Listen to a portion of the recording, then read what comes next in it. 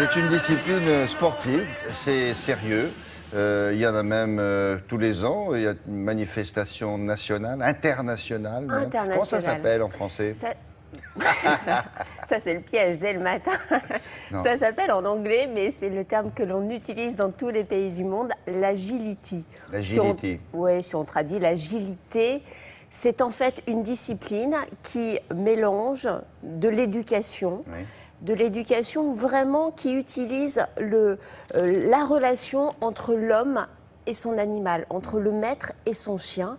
Et on va demander au chien de faire un parcours un peu à l'image de ce qu'on fait, vous savez, en saut d'obstacle avec les chevaux. Eh bien, c'est à peu près la même chose avec un chien. Alors évidemment, le maître n'est pas sur le dos du chien, il court à côté du chien. Oui. C'est très sportif. Nous nous sommes rendus au Luxembourg où se sont déroulés les championnats du monde. Alors là, attention, c'est du sérieux. C'est pas que des amateurs. Il y a des gens qui sont au niveau international professionnel de cette discipline.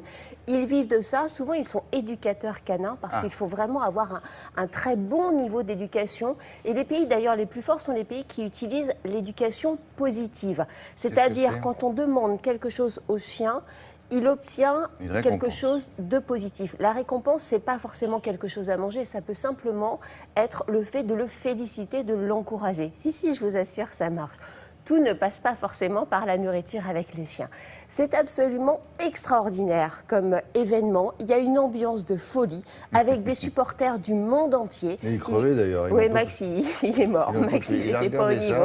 Il a vu ça à la télé, Max. Ici, exactement, ça le fait bailler. Ces gars-là. Jamais j'y retournerai. Regardez, j'y retourne plus, c'est crevant. Il y a des pays émergents, William, qu'on n'attendait pas dans cette discipline. Le Japon, par exemple. Les Japonais, aujourd'hui, viennent un peu bousculer les nations anglo-saxonnes et les pays nordiques, et même la France qui fait partie des pays phares. Je vous propose de découvrir ça en images parce que vraiment c'est un beau spectacle. Sur le terrain, vous voyez les compétiteurs, ils sont en train de faire ce qu'on appelle une reconnaissance. Ils font comme s'ils avaient un chien avec eux. Quand ils vont venir tout à l'heure avec leur chien, ils n'ont plus à se soucier du parcours. Ils n'ont qu'à penser à savoir où se placer pour amener le chien à l'endroit où ils veulent. Voilà.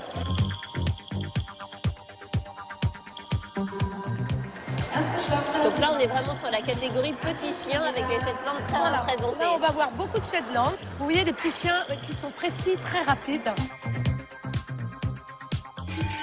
Voilà, un chien suisse et c'est un Shetland noir et blanc. Alors là, malheureusement, c'est l'élimination. Malgré tout, le candidat continue son parcours. Et on les laisse terminer. C'est beaucoup plus sportif, voilà. Alors, on change de race, on passe sur du terrier, c'est un Person. Ce sont des chiens qui ont la niaque, qui travaillent très bien. Ça y va. Là, c'était magnifique, là, son entrée de slalom. Hein. Très bien. Et regardez le chien, il ne quitte pas sa maîtresse. C'est très sportif pour le maître aussi. Hein. Oui, parce qu'ils sont devant. Le chien est habitué à suivre la direction des épaules. Ça va être parfait, là aussi. Bravo. Pourquoi le Shetland est-il autant représenté? Parce que c'est un chien de berger habitué au travail, voilà. C'est vraiment à la fois stupéfiant et même émouvant de voir la complicité entre le maître et son chien. Oui. Si vous n'avez pas de complicité, l'agilité sous la contrainte, c'est pas possible.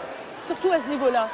Il faut que le chien soit heureux de le faire et qu'il s'entende bien. C'est vraiment un travail d'équipe.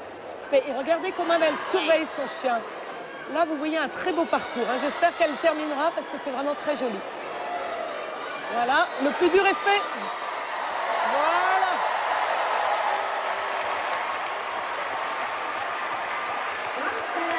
Voilà. Un Boston Terrier.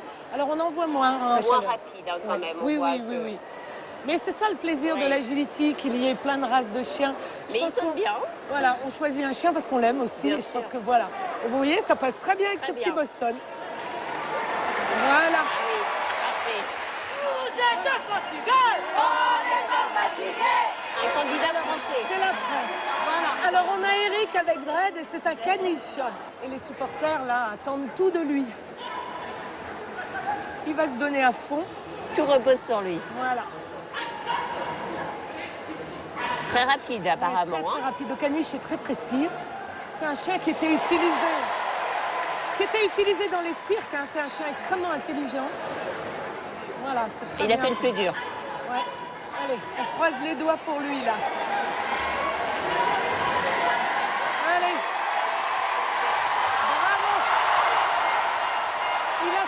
excellent temps et il passe en tête. Voilà.